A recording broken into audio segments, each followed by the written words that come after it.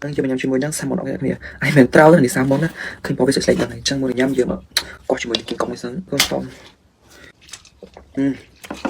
sao món này kia discuss biết rồi hay có nó kinh nhắm một đơn trên môn tay cọc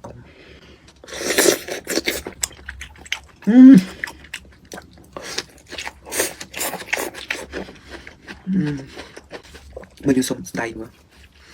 bữa nhưng bẻ sống đầy đất nhưng tôi nhắm đầy kia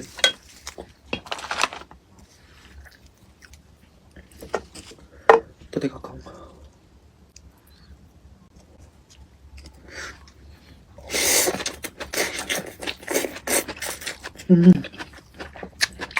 ผมได้ยกปัจจุบันสไลด์ไปบุกยึดคำเป็นแต่ต่อในบางเรียนจังเตอร์ของการเชื่อเรื่องสกินแค่นำมาปรับให้วิดีโอมันสำคัญเหมือนกันวิดีโอเหล่านั้นเชิงคือยุบันเชื่อเรื่องโยตัวเบกนได้จีและตะพาระบางตราในจิมเมจ่าดับเพกได้ซีเฟสสกินนักเรียนก็ว่าถ้าเหมือนเมื่อทำแต่จีนดูอะไรธรรมดานักเรียนปัจจัยกวาดคือจีนได้มีจุดเด่นที่จะมาล็อกสไตล์ดังงรูปแบบเพียงสักหนึ่งบนบอลยุบก็ว่าไทยก็กบาดีกับมัน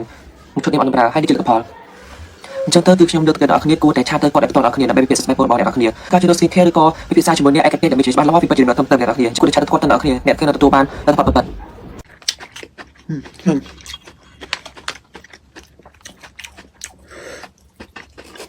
ตัวสีอ้วนนี่บ้าไปสบายไม่มีของ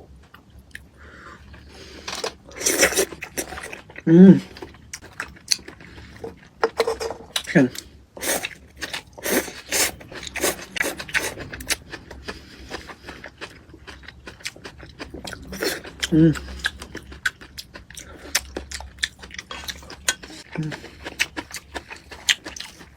ทำแบบกินแมนเทนหนูไม่จะเพียงจังถ้าเราเก็บมาชนทั้งตัวเชียร์อัพน้ำทำเป็นลายดังกินดิสคาวน์มันเนาะดูเชียร์อุ่นตัวลายจดหมายนี่เท่าคลั่งหนู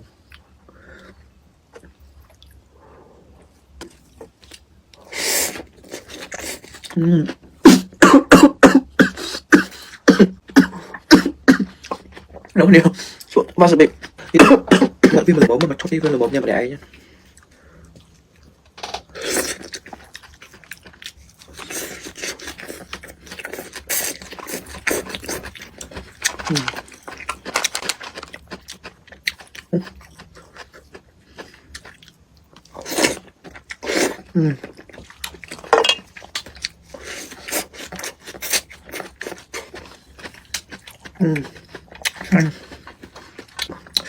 เสร็จ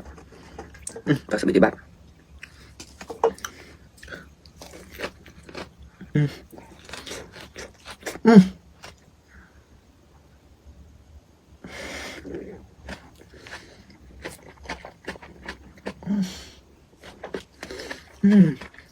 nggak masuk bilang acuh ngedek mau nggak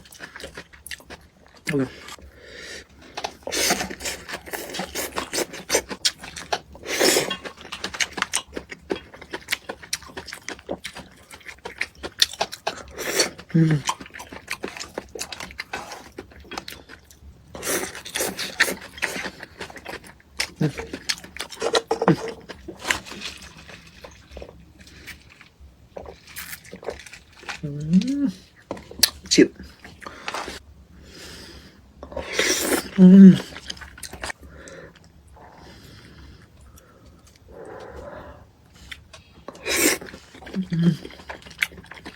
bye bye chúc quý vị đã có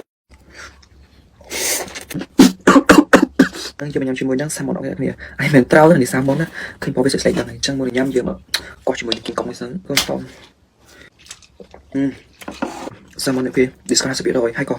nó kinh nhắm một đơn trên môn tay cọc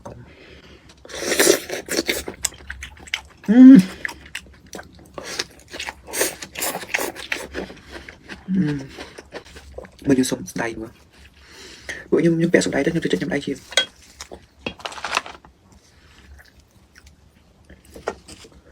tôi thấy có không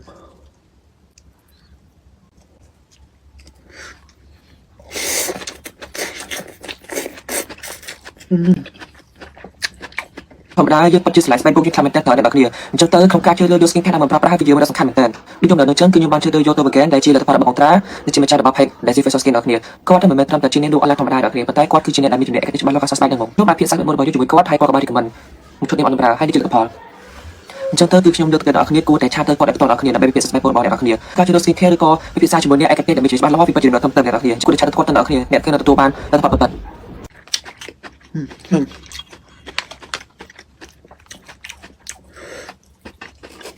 ទៅសិយោនៅបាក់ស្បែកទៅពីខ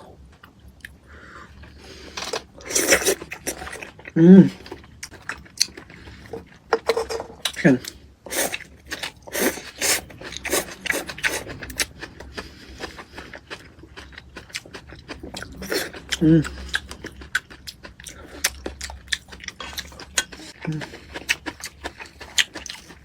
Thằng được cái mệt tên nó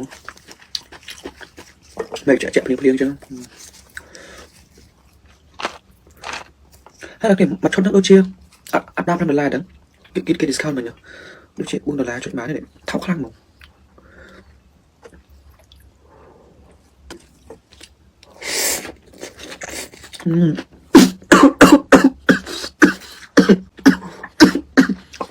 nấu nhiều suốt bao giờ bị lợi viên mình bố mà chốt đi viên là một nha mà để ấy nhá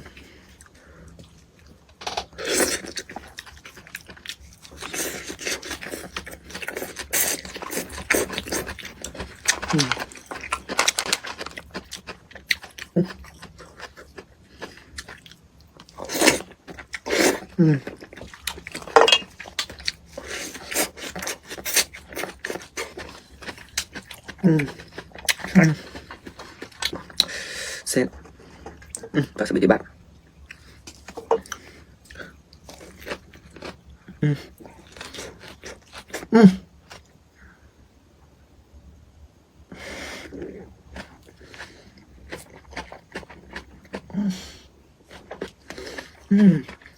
đã masuk bilang aduh ini dekat mau nggak? Oke.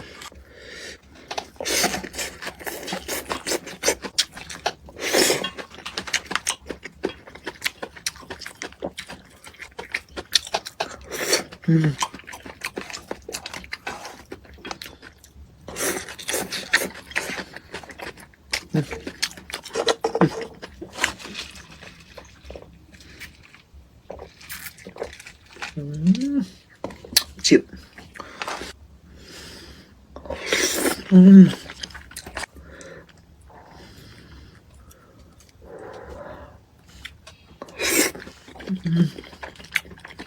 Bye bye, chúc quý vị ô có